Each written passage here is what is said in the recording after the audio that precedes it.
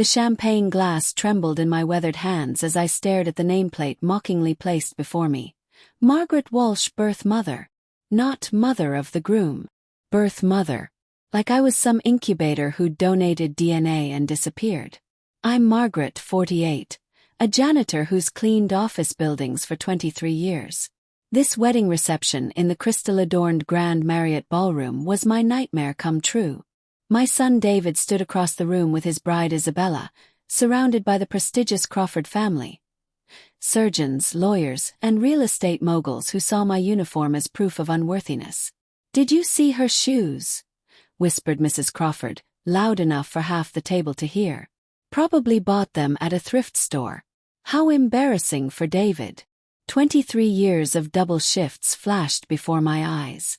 23 years of scrubbing floors until my knees bled, working weekends to afford David's school supplies, tutoring sessions, and college applications. His father had abandoned us when David was 2, calling me dead weight who'd never amount to anything. The laughter from their table cut deeper than any insult. I'd practiced my mother of the groom speech for weeks, even bought a dress with money I'd saved for 3 months. Now I just wanted to disappear. Standing on shaking legs, I grabbed my purse and headed for the exit. I wouldn't ruin David's perfect day, even if it destroyed mine. "Mom!" David's voice stopped me cold.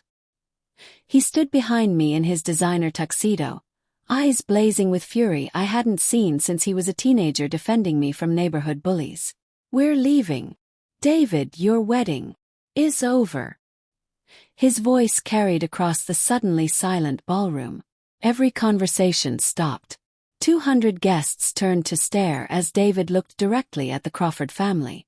"You just made the worst mistake of your lives." He placed his arm around my shoulders and guided me through the ornate doors, leaving behind a silence heavier than all my years of sacrifice. The drive home was tense. David's knuckles were white against the steering wheel as we pulled into my small apartment complex. The same place I'd raised him alone. Inside my tiny living room he finally spoke. "I saw it all, Mom. The nameplate, their comments, everything." His voice cracked. "I needed to know if they'd really humiliate the woman who gave me everything." He pulled out his phone, showing me a video. Isabella's father laughing as he wrote, "Birth mother," on the nameplate. Mrs. Crawford joking about trailer trash contaminating their bloodline. Most devastating was Isabella herself, giggling and saying, "She's just the woman who birthed him. I'm his real family now." "I recorded this at yesterday's rehearsal dinner," David explained. "I suspected their true feelings and had my business partner secretly film their table." My heart shattered, but David remained eerily calm.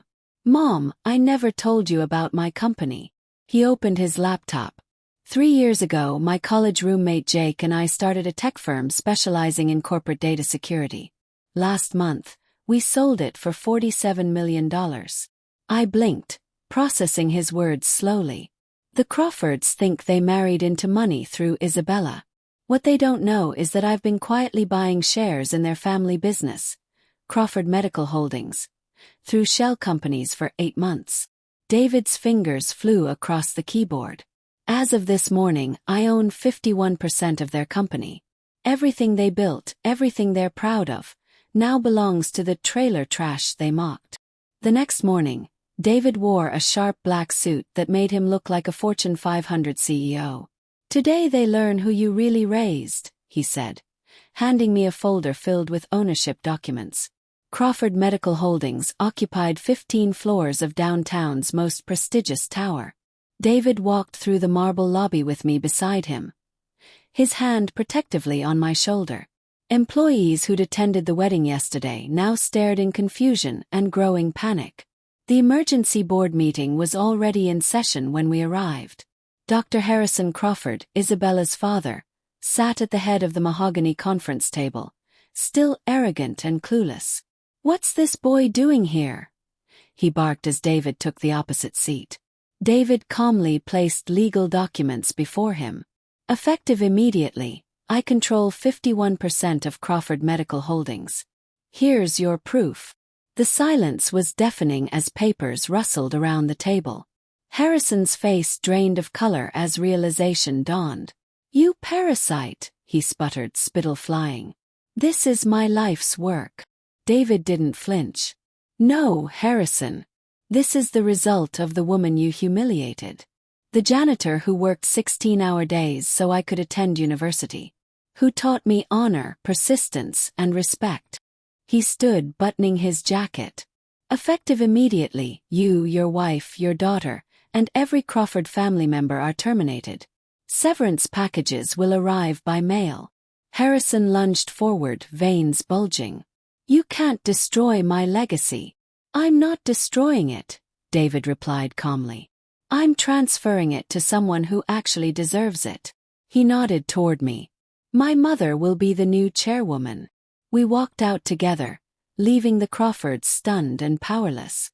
2 weeks later, Isabella appeared at David's doorstep, soaked from rain and mascara streaming down her face. "David, I made a terrible mistake," she sobbed. "My parents pressured me. I never meant those things." David pulled out an envelope. "Your family signed non-compete clauses when they sold their remaining shares. You're permanently banned from any medical-related business in this state." She collapsed to her knees. "Please, we've lost everything." David looked at her one final time. "You chose cruelty over love. Public humiliation over respect. Now I choose silence over reconciliation." He closed the door softly but permanently. 1 year later, David established the Margaret Walsh Foundation, providing scholarships for children from blue-collar families. At the dedication ceremony, the governor asked what inspired him. David pointed to me in the front row. "That woman, the one they called trailer trash for cleaning buildings. She taught me that true worth isn't measured in bank accounts or degrees, but in integrity, sacrifice, and unconditional love." The applause was thunderous. For the first time in my life, I felt like the richest person alive. Not because of money, but because what we'd built together, a bond forged through hardship and strengthened by loyalty, was something the Crawfords, with all their wealth and status, would never understand or possess. Sometimes the greatest revenge isn't destroying your enemies. It's becoming so successful that their opinions become irrelevant.